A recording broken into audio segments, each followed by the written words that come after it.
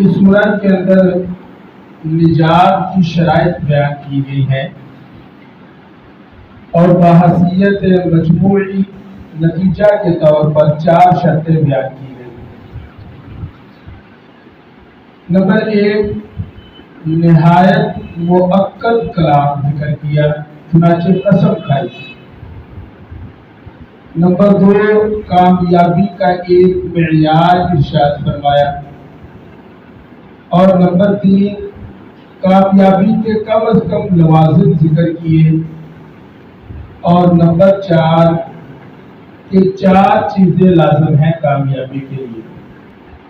جیسا کہ میں نے عرض کیا کہ کامیابی کا نسخہ، اس کے لیے 4 چیزیں اس صورت میں ذکر کی ہیں۔ سب سے پہلی بات تو ہم یہ سمجھ لیں کہ کامیابی کا تعلق کس کے ساتھ ہے۔ تو بھائی عزیزوں دوستو، اس کے لیے یہ سمجھ لیں کہ اصل کامیابی آخرت کی کامیابی ہے۔ چنانچہ اللہ رب العزت نے قرآن مجید میں یہ ارشاد فرمایا، فَمَنْ زُحْزِحَ عَنِ النَّارِ وَأُدْخِلَ الْجَنَّةَ فَقَدْ فَازَ، کہ جو شخص جہنم سے بچا لیا گیا اور جنت میں داخل کر دیا گیا، فقد فاز، وہ ہے کامیاب۔ اسی طرح 18واں پارہ، قد افلح المؤمنون، کہ مومن لوگ فلاح پا گئے، کامیاب ہو گئے۔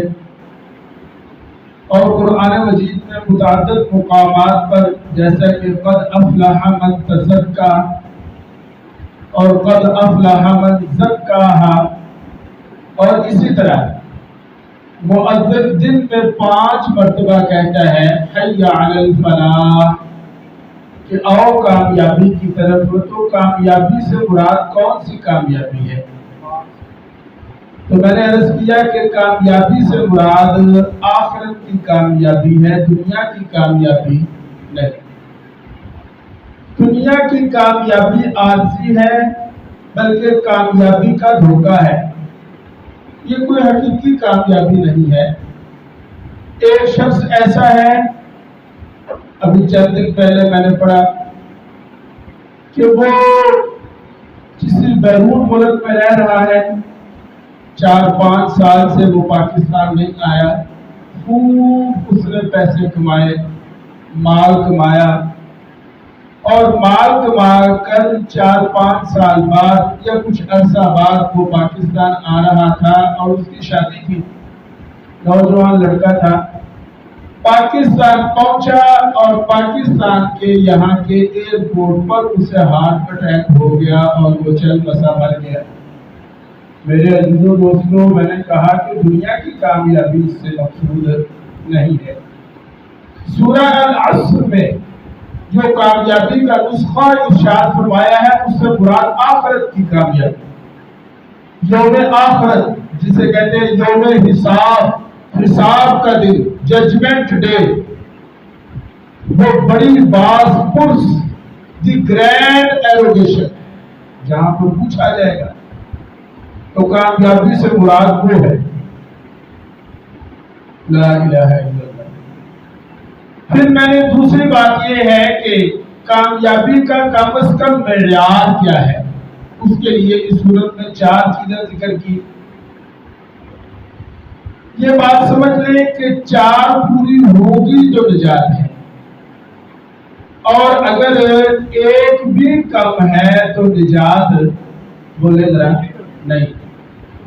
اس کے لیے میں آپ کو ایک بڑی سادہ سی مثال دیتا ہوں۔ ایک بندہ ہے، وہ کسی بیماری کے لیے حکیم کے پاس جاتا ہے، اور حکیم، حاذق حکیم اسے دوائی دیتا ہے اور 4 چیزیں نسخے میں لکھ کر دیتا ہے کہ یہ 4 چیزیں تم نے کھانی ہیں۔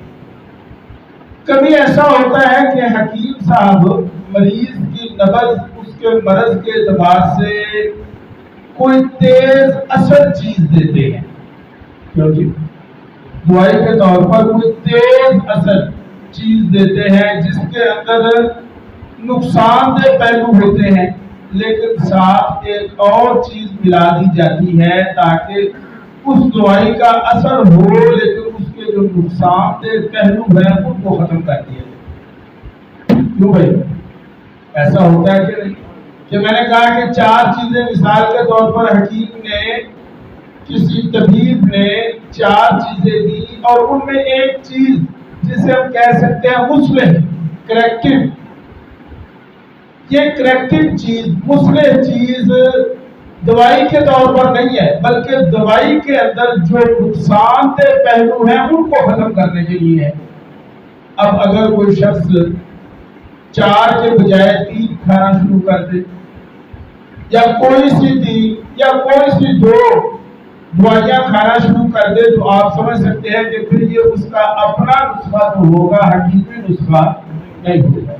بالکل اسی طرح اللہ تعالیٰ نے کامیابی کے لیے 4 چیزوں کو ذکر فرمایا، لا الہ الا اللہ۔ پھر اس صورت کے بارے میں ایک قول امام ابن تیمیہ کا تو میں نے ذکر کر دیا کہ حضرت امام ابن تیمیہ رحمہ اللہ فرماتے ہیں کہ اگر پورا قرآن پاک نہ بھی نازل ہوتا، صرف سورہ العصر نازل ہو جاتی تو ہدایت کے لیے کافی۔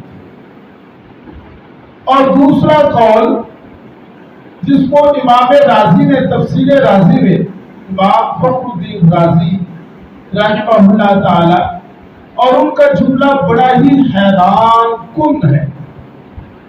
امام رازی رحمہ اللہ کا یہ طرز ہے کہ وہ عبارت کو سامنے رکھ کر جو نتیجہ نکالتے ہیں اس کو خالص آبجیکٹو طرز پر، معروضی طرز پر برآمد کرتے ہیں، اور پھر اس نتیجہ کو، اس ٹیسٹ کو فالو کرتے ہیں۔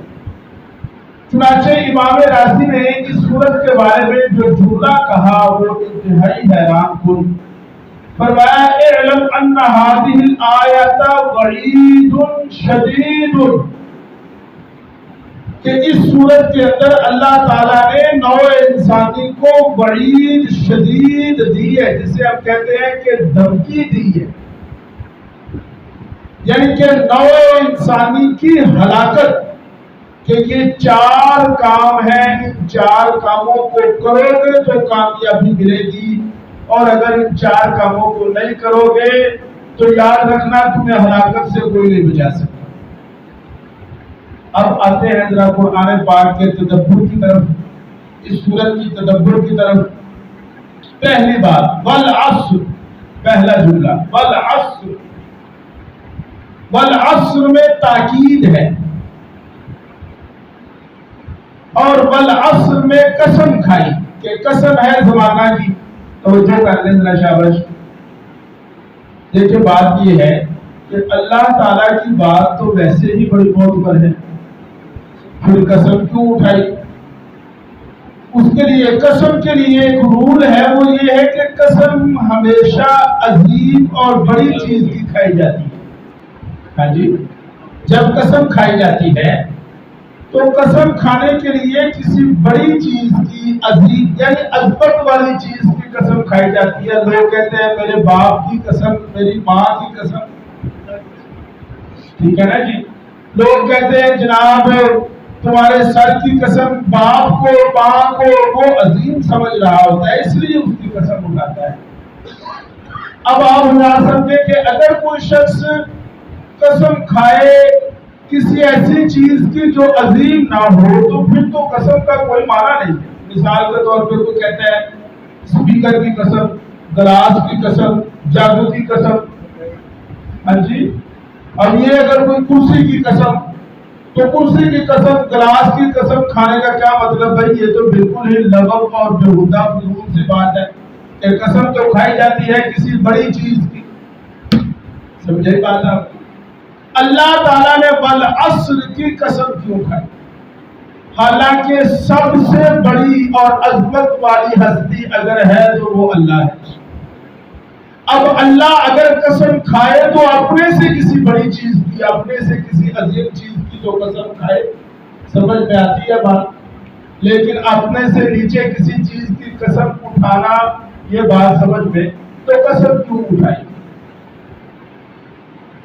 لا الہ الا اللہ۔ دیکھیں ایک بات یہ سمجھ لیں کہ ہمیشہ قسم جو کھائی جاتی ہے وہ صرف اس لیے نہیں کھائی جاتی کہ بات کی اہمیت کو، بات کی عظمت کو ذکر کیا جائے، بلکہ کبھی قسم کھائی جاتی ہے جس چیز کے بارے میں قسم کھائی جا رہی ہے اس چیز کی عظمت بتانے کی۔ لہذا اللہ تعالیٰ نے یہاں پر والعصر کی قسم جو اٹھائی ہے یہ مجرد عظمت کے زمانے کی قسم۔ کس کی قسم؟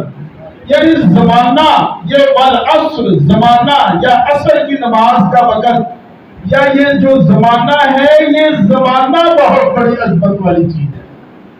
میری بات آپ کو سمجھ آئی؟ ہاں جی، اچھا جی۔ اور کبھی قسم سے مراد صرف گواہی اور شہادت ہوتی ہے۔ لہذا والعصر میں علماء نے لکھا کہ یہ جو قسم کھائی ہے یہ بطور گواہی اور بطور شہادت کے ہے کہ زمانہ گواہ ہے اس بات پر، زمانہ اس بات پر گواہ ہے، یعنی زمانے کو بطور گواہ کے ذکر کرنے کے لیے اللہ تعالیٰ نے ارشاد فرمایا کہ والعصر قسم ہے زمانہ کی۔ تو معلوم یہ ہوا کہ یہاں پر جو زمانہ کی قسم اٹھائی جا رہی ہے یہ نہیں بتایا جا رہا کہ اللہ تعالیٰ یہ کہہ رہا ہے کہ زمانہ مجھ سے بھی بڑی کوئی عظمت والی چیز ہے، ایسا نہیں ہے، بلکہ زمانے کو گواہ بنایا جا رہا ہے۔ آگے دیکھیں، یہ جو والعصر ہے اس کا معنی کیا ہے؟ تو حضرت امام حسن بصری رحمہ اللہ نے فرمایا کہ زوال سے لے کے غروب تک کا جو وقت ہے اس کو العصر کہا جاتا ہے۔ اور حضرت قتادہ رحمہ اللہ فرماتے ہیں کہ دن کی جو آخری گھڑی ہوتی ہے اس گھڑی کو والعصر کہا گیا۔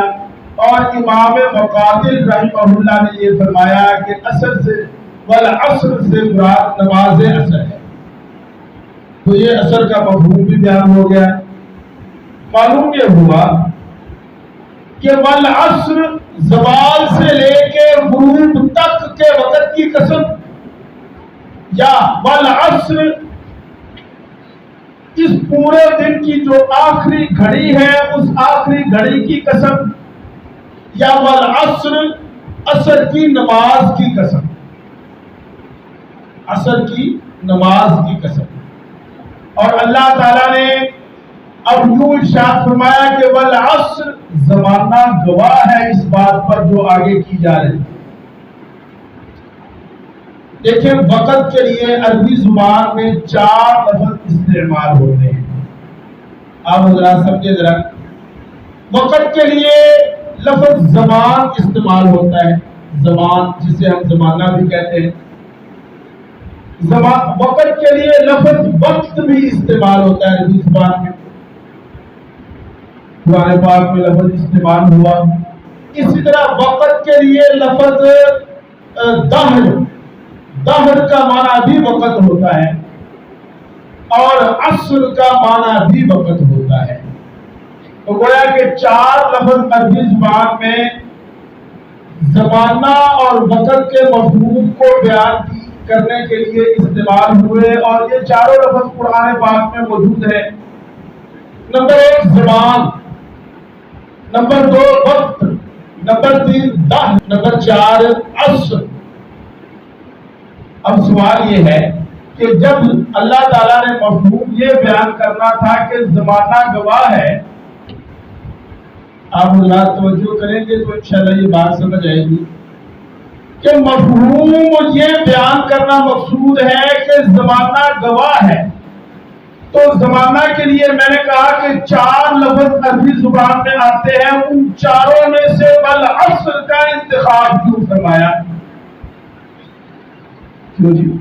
ان 4 میں سے یہ کیوں نہیں کہا کہ والدہر ان الانسان لفی خسر، یا والوقت ان الانسان لفی خسر، یا والزمان ان الانسان لفی خسر؟ ایسا کیوں نہیں فرمایا، بلکہ فرمایا والعصر ان الانسان لفی خسر؟ یہ یہاں پر والعصر کا لفظ کیوں استعمال فرمایا گیا، یہ ہے سوال۔ آپ حضرات کی دلچسپی کے لیے عرض کر دوں کہ علماء نے لکھا کہ یہاں پر دہر کا لفظ استعمال نہیں کیا، زمان کا لفظ استعمال نہیں کیا، وقت کا لفظ استعمال نہیں کیا، حالانکہ ان تینوں الفاظ کا معنی زمانہ ہی بتانا ہے۔ عصر کا لفظ اس لیے استعمال کیا کہ عصر سے مغرب تک کا جو وقت ہے، اس وقت کی کچھ ایسی خصوصیت ہے کہ یہ تیزی سے گزر جاتا ہے۔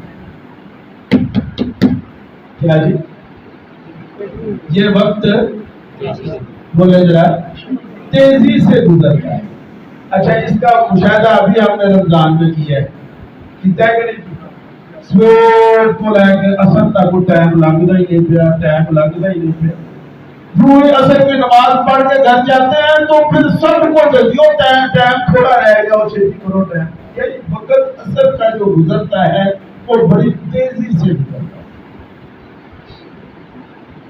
کیونکہ ایسا ہوتا ہے کہ نہیں ہوتا کہ عصر کی نماز کے بعد پھر یہ ہوتا ہے، صبح سے ہم یہ کہہ رہے ہوتے ہیں وقت گزر ہی نہیں رہا، اور عصر کے بعد ہم پھر سارے اپنا بیان بدل جاتے ہیں، یو ٹرن لے لیتے ہیں اور ہم یہ کہنا شروع کر دیتے ہیں کہ وقت پوری رہ گیا، وقت ٹائم تھوڑا رہ گیا، بھاگ رہے ہیں سارے لوگ، جلدی کرو، گاڑیوں پر بیٹھے ہوئے بھی ایسے بھاگ رہے ہوتے ہیں کہ وقت کم ہے۔ یعنی کہ معلوم یہ ہوا کہ عصر کا وقت جو ہے وہ انتہائی تیزی سے گزرتا ہے۔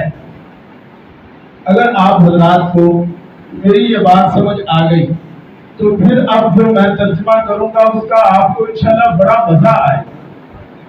والعصر قسم ہے زمانے کی، کیا مطلب؟ زمانہ گواہ ہے اس بات پر۔ اب والعصر کا مطلب ہے تیزی سے گزرنا، تو پھر مفہوم یوں ہوگا کہ قسم ہے تیزی سے گزرنے والے وقت کی۔ اور اس میں مثال دے دی انسان کی زندگی کی طرف۔ کس کی طرف؟ ہماری زندگی کی طرف، کہ ہماری زندگی کے روز و شب، ہماری زندگی کے جو ایام ہیں وہ بھی بڑی تیزی سے گزر رہے ہیں۔ اللہ نے فرمایا قسم ہے انسان تمہاری زندگی کی، اس لیے کہ جس طرح عصر کا وقت تیزی سے گزرتا ہے تمہاری زندگی کے ایام بھی تیزی سے گزر رہے ہیں۔ وہ اقبال نے کہا نا کہ تو اسے پیمانہ امروز فردا سے نہ ناپ۔ یہ جو وقت ہے یہ امروز فارسی میں کہتے ہیں آج کو، اور فردا کہتے ہیں کل کو۔ آج کل تو اسے پیمانہ امروز و فردا سے نہ ناپ، آج کل پر اسے نہ سمجھ، بلکہ کیا جاویداں پہ ہم دواں ہر دم جواں ہے زندگی، کہ یہ زندگی ایک مسلسل جاری رہنے والی اور تیزی سے گزرنے والی چیز ہے۔ کیونکہ ہو گیا جی، آگے چلے۔ حضرت امام رازی رحمہ اللہ نے جب سورہ العصر کی تفسیر کی ہے تو وہاں پر ایک واقعہ بھی ذکر کیا۔ میں نے چونکہ تفسیر رازی سے یہ بات دیکھی اس لیے میرے سامنے بھی وہی ہے۔ تو امام فخر الدین رازی رحمہ اللہ فرماتے ہیں کہ والعصر کا مطلب کیا ہے؟ توجہ کر لیں، ادھر میرا لکھ لیں۔ والعصر کا مفہوم اور ترجمہ کہتے ہیں اصل مفہوم والعصر کا مجھے تب سمجھ آیا جب میں ایک شہر میں داخل ہوا اور نماز عصر کے بعد کا وقت تھا۔ لا الہ الا اللہ، نماز عصر کے بعد کا وقت تھا۔ کہتے ہیں میں ایک شہر میں داخل ہوا ایک ایسے وقت میں کہ جسے وہ کہتے ہیں پچھلا پہر تھا۔ اب پچھلے پہر میں آپ سمجھتے ہیں کہ لوگ دکانوں کو سمیٹ رہے ہوتے ہیں، کاروبار کو سمیٹ رہے ہوتے ہیں۔ کہتے ہیں میں بازار میں گیا، لوگ اپنے اپنے کاروبار کو سمیٹ رہے ہیں۔ جو لوگوں نے اپنی دکانیں کھولی ہوئی تھی، جو چیزیں سجائی ہوئی تھی، ان کو سمیٹ رہے تھے، کیونکہ اب شام کا وقت ہے۔ خاص طور پہ ایسے ماحول میں اب ہمارے ہاں تو ہر گلی بازار ہے، ہر چوک بازار ہے، لیکن پہلے یوں ہوتا تھا کہ مرکزی بازار ہوا کرتے تھے آس پاس کے دیہات کے جو لوگ تھے وہ اپنی اپنی چیزیں لے کر آیا کرتے تھے اس بازار میں. ٹھیک ہے نا جی. تو ایسے ہی ہے. اب چونکہ عصر کے بعد کا وقت تھا, بالکل شام پڑ رہی تھی, لوگ جو ہے وہ اپنی اپنی چیزیں سمیٹ رہے تھے, اور چونکہ دیہاتوں سے لوگ جو آئے ہوئے تھے انہوں نے رات ہونے سے پہلے پہلے گھروں کو پہنچنا تھا. کہتے ہیں میں ایسے وقت میں داخل ہوا جو عصر کے بعد کا وقت.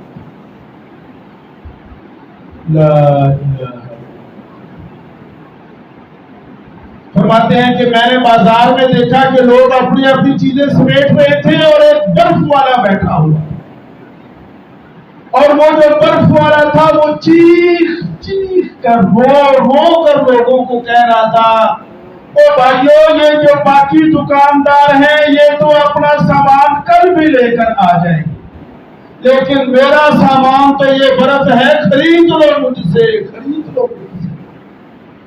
اس لیے کہ اگر تم نے نہ خریدا تو یہ کل تک ضائع ہو جائے گا, ختم ہو جائے گا.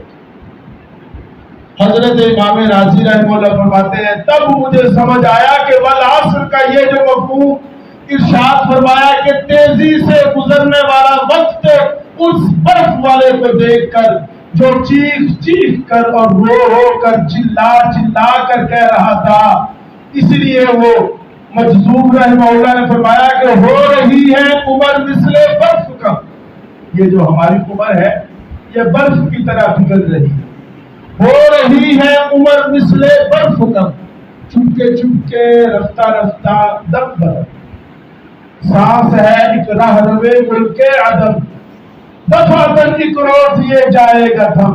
یہ ہماری زندگی بھی برف کی طرح پگھل رہی ہے, اور برف کا صحیح فائدہ تب ہوتا ہے جب اسے شربت میں ڈال دیا جائے, دودھ میں ڈال دیا جائے, ورنہ وہ بڑی بڑی ضائع ہو جائے گی. ہماری یہ زندگی بھی کار آمد تب بنے گی جب اسے اللہ کے احکامات حضور صلی اللہ علیہ وسلم کے طریقوں پر گزارے. کیا خیال ہے آپ کا؟ ہم گھر سے باہر نکلتے ہیں, اب چوک پہ پھٹے پر 4-5 نوجوان بیٹھے ہوئے ہیں, فضول گپے مار رہے ہیں, یہ 4-5 بوڑھے بیٹھے ہوئے ہیں, فضول باتیں کر رہے ہیں. کیا خیال ہے ان کی برف نہیں پگھل گئی؟ بولو یار, کیا خیال ہے ان کا وقت نہیں گزرتا؟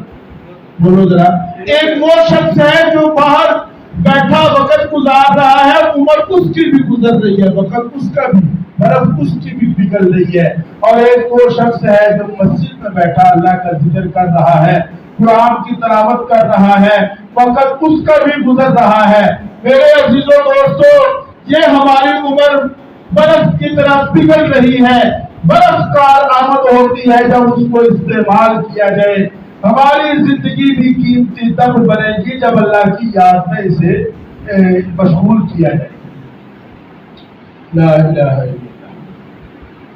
اچھا جی, یہ تو ہو گیا والعصر کے بارے میں 2-4 باتیں. آگے کیا فرمایا؟ ان الانسان لفی خسر, قسم ہے زمانہ کی, یعنی زمانہ گواہ ہے اس بات پر. یعنی کیا مطلب؟ یہ مفہوم میں بیان کر چکا ہوں. یعنی کیا مطلب؟ تیزی سے گزرنے والے وقت کی قسم, کہ تیزی سے گزرنے والا وقت اس بات پر گواہ ہے. ان الانسان لفی خسر, تمام انسان نقصان میں ہے, گھاٹے میں ہے, خسارے میں. لا الہ الا اللہ. جیسا کہ میں نے آپ کو بتایا تھا شروع میں کہ سورہ عصر میں 4 چیزیں ذکر کی گئی, تو وہ 4 چیزیں نسخہ نجات کیا ہے؟ الا الذین آمنوا,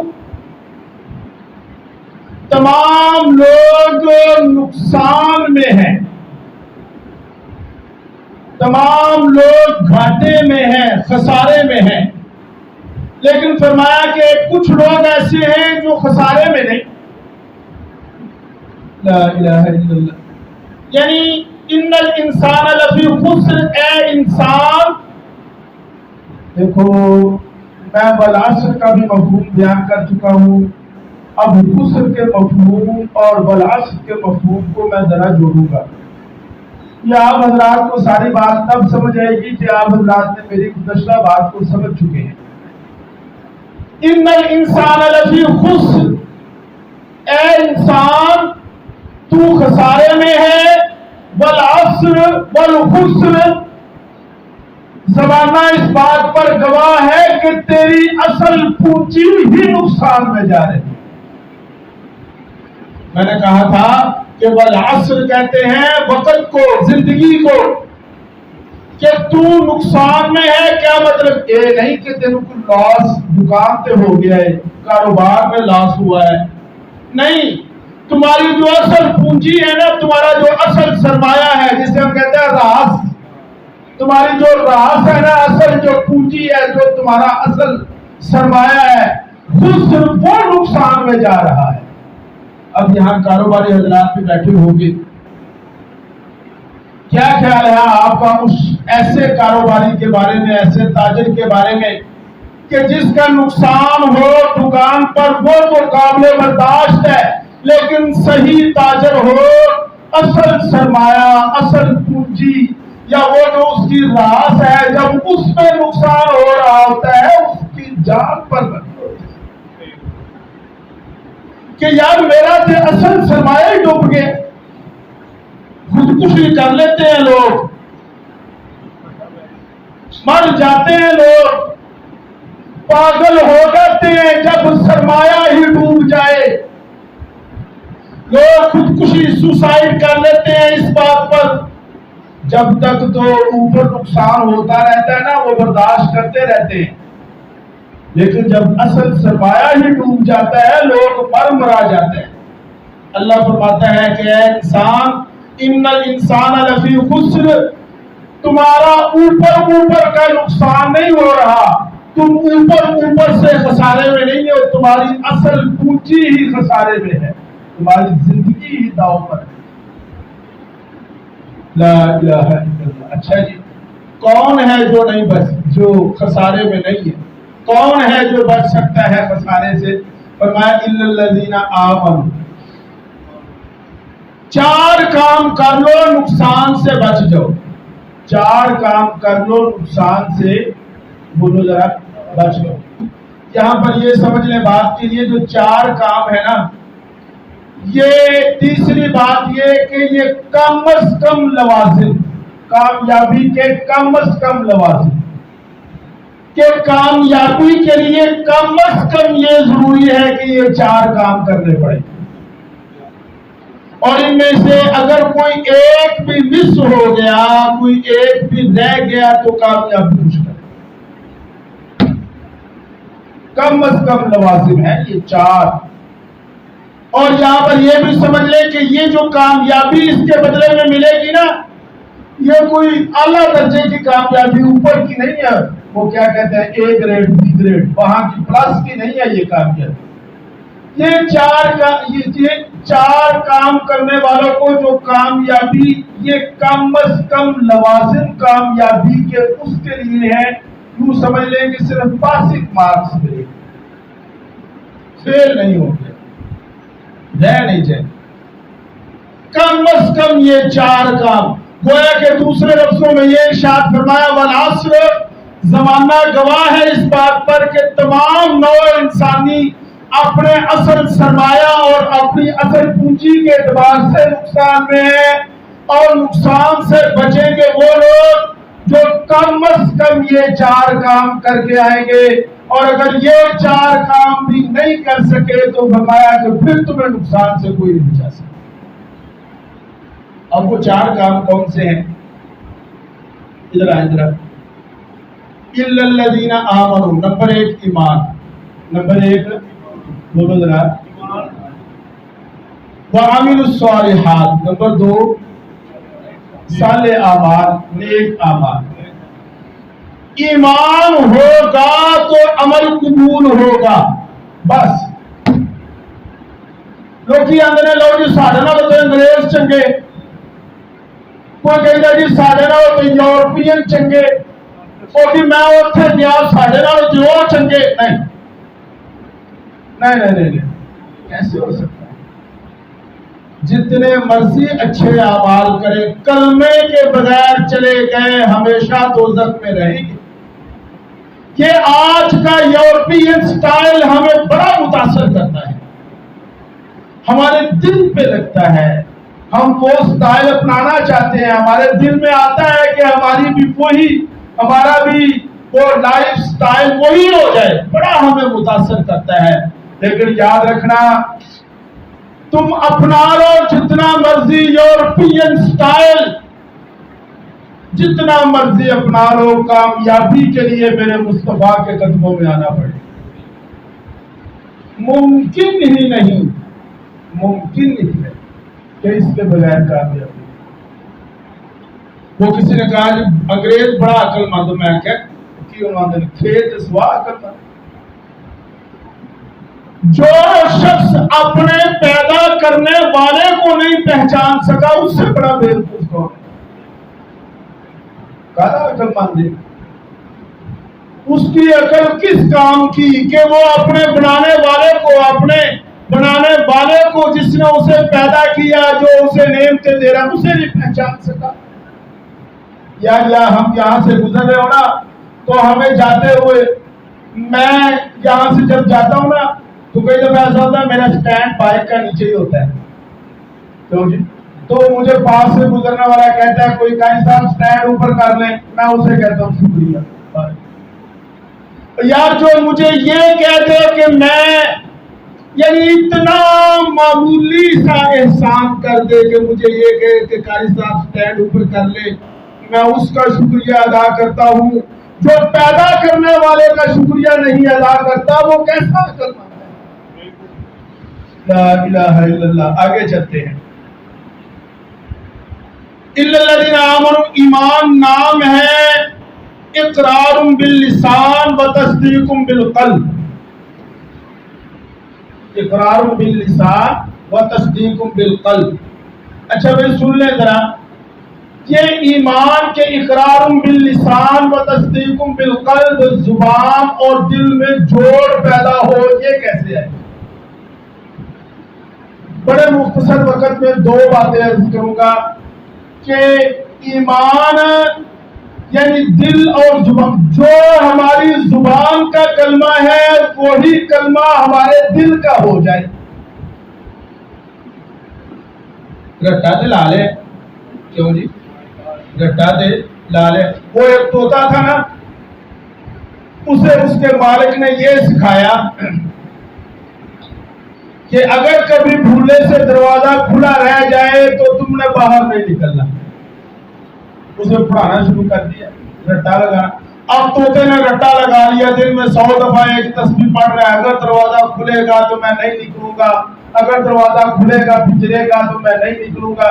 ایک دن دروازہ کھلے رہے گا، پھوڑ کر کے نکل گا، کیونکہ زبان پہ کلمہ تھا، دل میں تو آیا نہیں۔ زبان پہ کلمہ تھا۔ وہ ایک اللہ والے تھے، انہوں نے طوطا رکھا ہوا تھا، بلی پڑ گئی۔ جب بلی پڑ گئی تو طوطا ٹیں ٹیں کرنے لگا، بلی اس کو پڑ گئی، کھا گئی، تو وہ اللہ والے رونا شروع ہو۔ کسی نے کہا حضرت کیا طوطے سے پیار تھا اس لیے فرمایا؟ اس واسطے نہیں روتا پیا، میں نے طوطے کو یہ سکھایا تھا کہ تمہاری جب موت کا وقت آئے تو تم نے لا الہ الا اللہ پڑھنا ہے، یہ میں نے اسے سکھایا تھا، لیکن پھر جب اس کی موت کا وقت آیا وہ ٹیں ٹیں کر رہا ہے، اس پر میں رو رہا ہوں، کہیں ایسا نہ ہو کہ آج کلمہ ہماری صرف زبان پر ہے، ہماری بھی موت کا وقت آئے پتہ نہیں زبان پہ کلمہ جاری ہوگا یا نہیں۔ تو خیر عزیزو دوستو، یہ ایمان کیسے آئے گا؟ دو چیزیں، نمبر ایک قرآن کے مطالعہ سے، نمبر ایک قرآن کے، نمبر دو اللہ والوں کی صحبت سے، اللہ والوں کی صحبت سے۔ بلکہ ہمارا، آپ انالیسس کریں اس بات کو کہ دہتی ہوئی بھٹی ہو، اس کے پاس اگر کوئی بیٹھے گا تو کیا اسے حرارت پہنچے گی یا نہیں پہنچے گی؟ یا برف کی سل پڑی ہوئی ہے، یہ اے سی ہمارا چل رہا ہے، جو اس کے قریب بیٹھا ہوا ٹھنڈی ہوا آئے گی کہ نہیں آئے گی؟ بولیں ذرا۔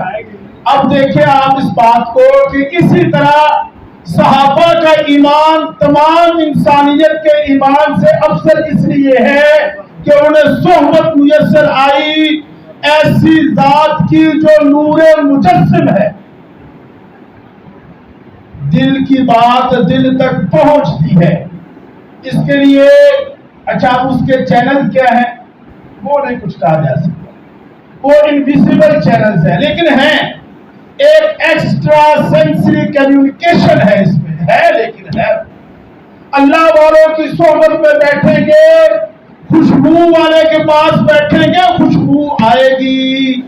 اور اسی طرح کسی گٹر کے پاس گندی جگہ پر بیٹھیں گے تو بو بھی آئے گی. اللہ والوں کی صحبت میں بیٹھیں گے، مسجد میں بیٹھیں گے، اللہ کے گھر میں بیٹھیں گے، یہاں پر وقت دیں گے تو انشاءاللہ تعالی ایمان کی حرارت پیدا ہو ہی نہیں سکتا کہ نہ.